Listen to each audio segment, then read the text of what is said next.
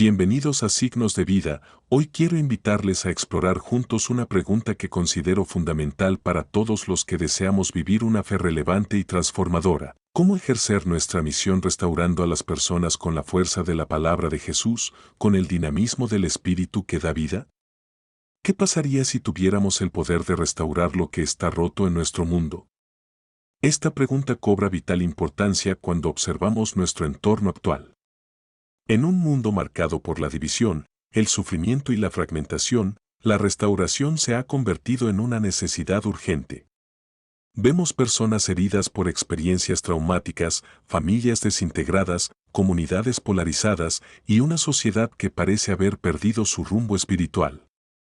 En este contexto, nuestra misión como seguidores de Jesús adquiere una relevancia extraordinaria.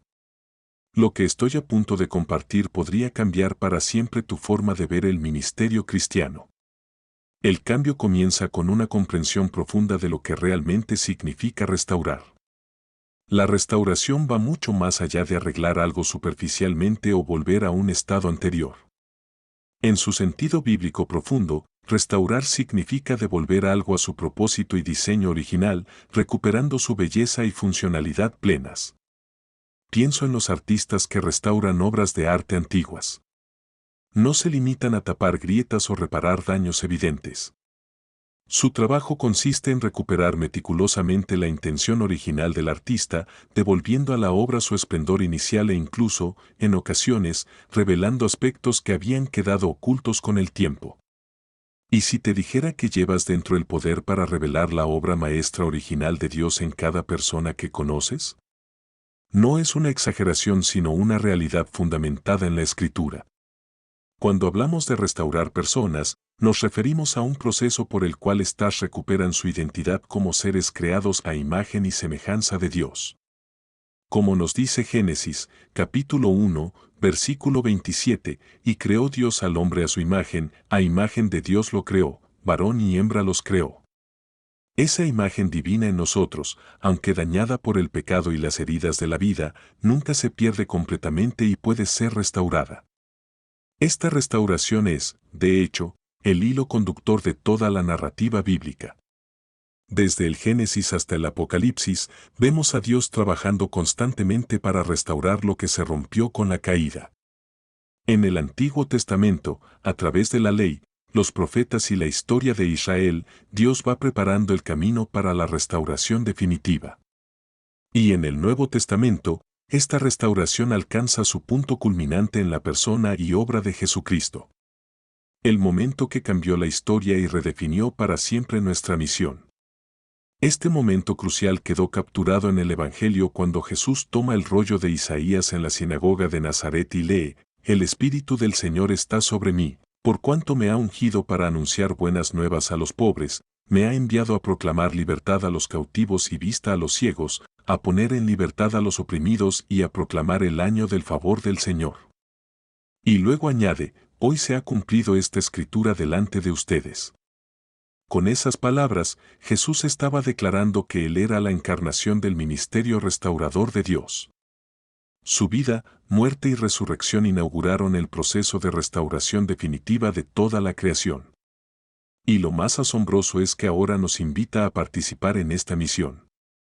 Como dijo a sus discípulos en Juan, capítulo 20, versículo 21, «Como el Padre me envió a mí, así yo los envío a ustedes».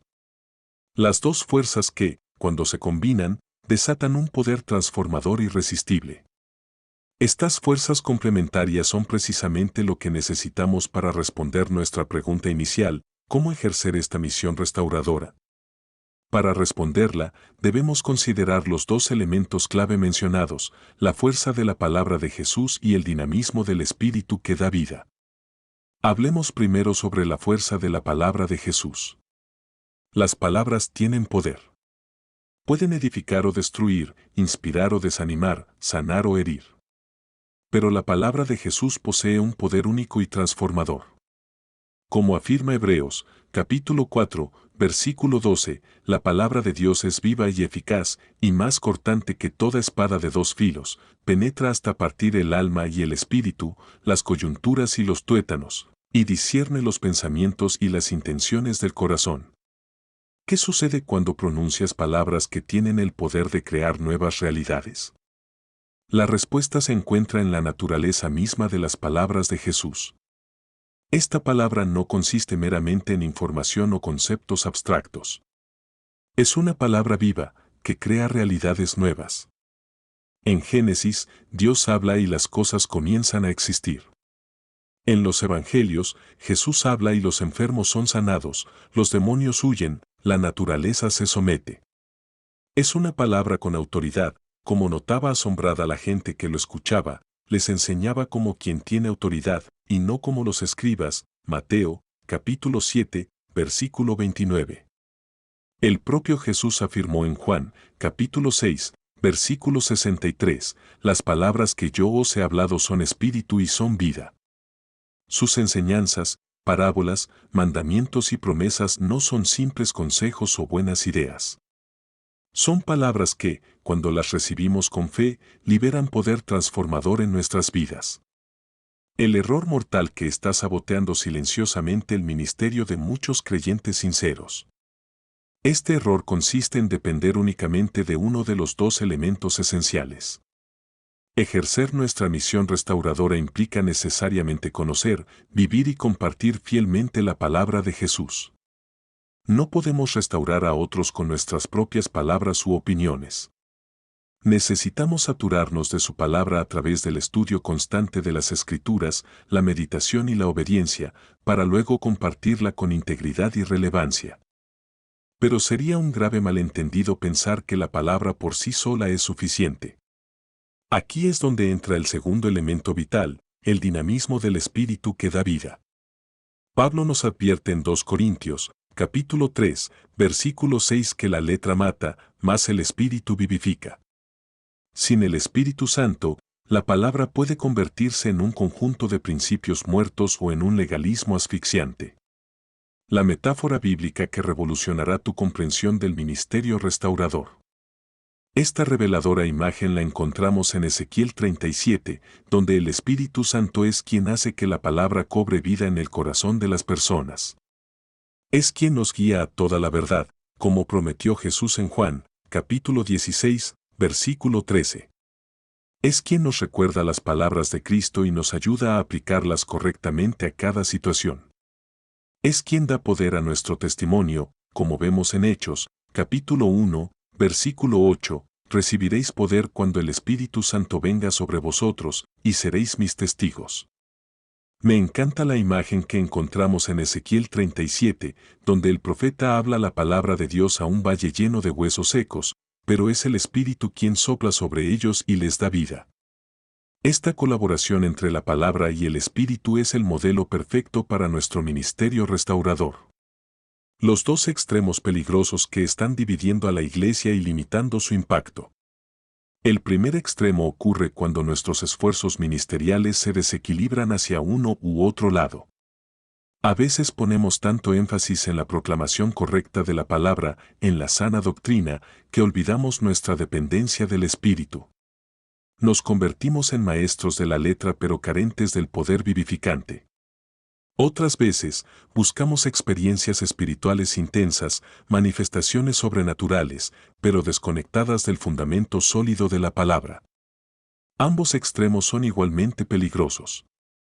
La analogía perfecta que clarifica instantáneamente cómo debe funcionar tu ministerio.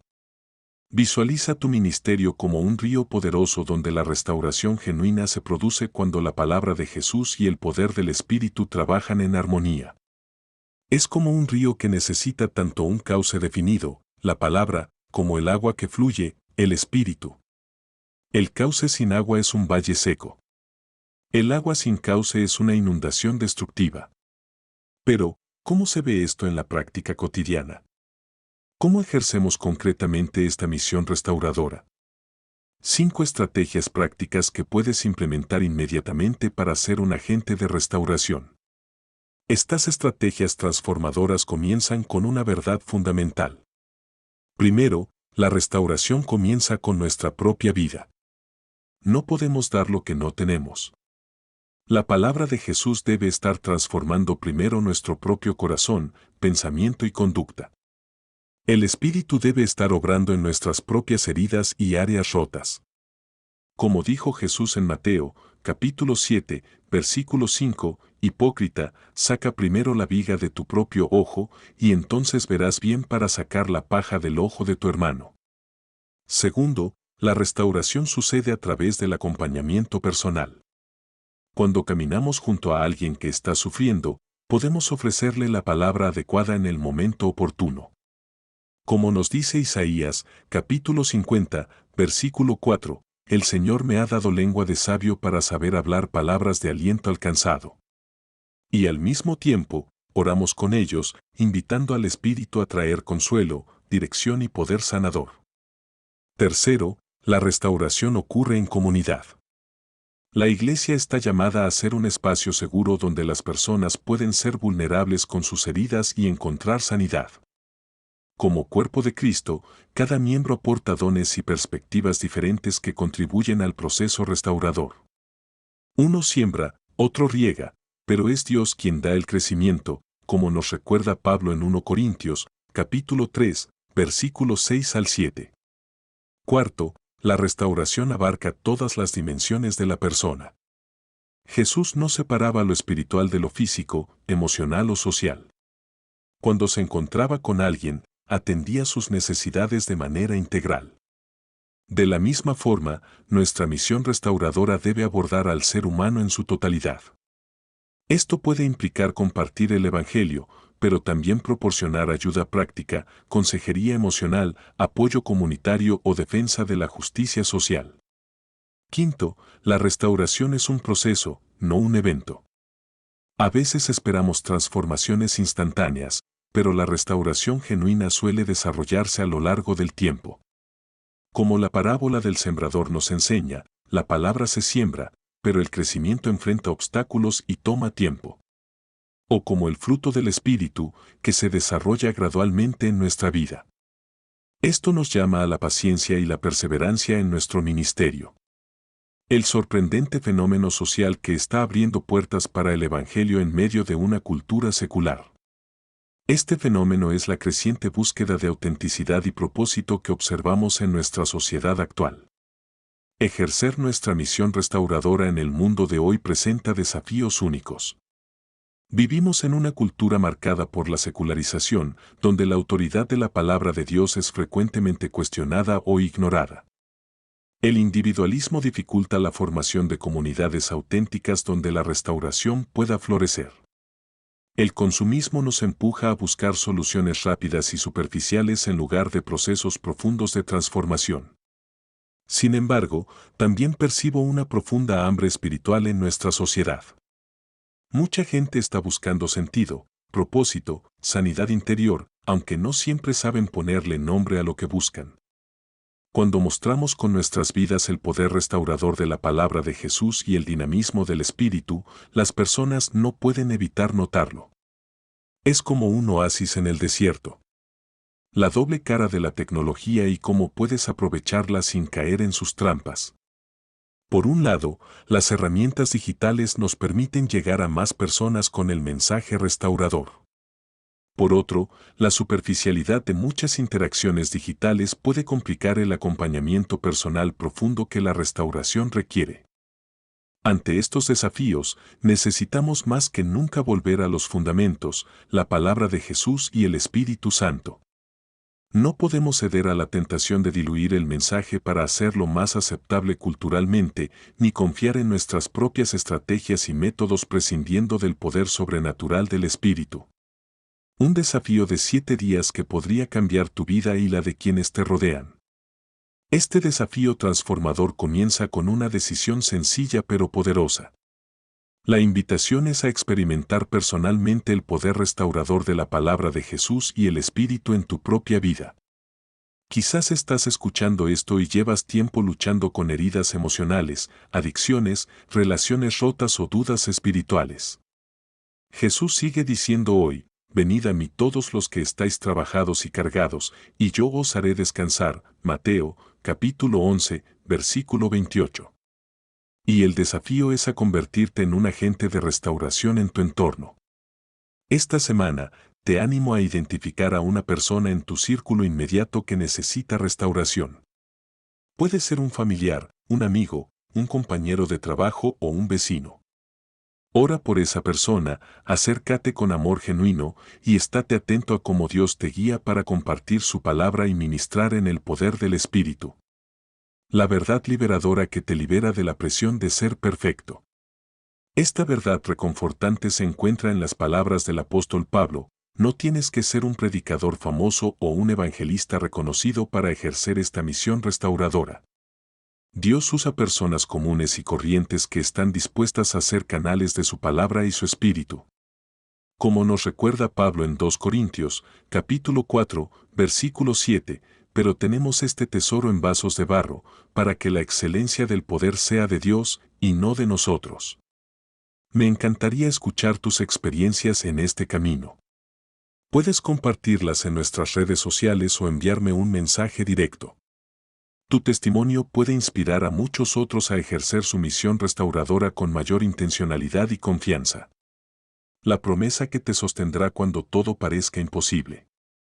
Esta promesa inquebrantable viene del mismo Jesús que dijo: edificaré mi iglesia y las puertas del infierno no prevalecerán contra ella. Mateo, capítulo 16, versículo 18, está contigo cada paso del camino.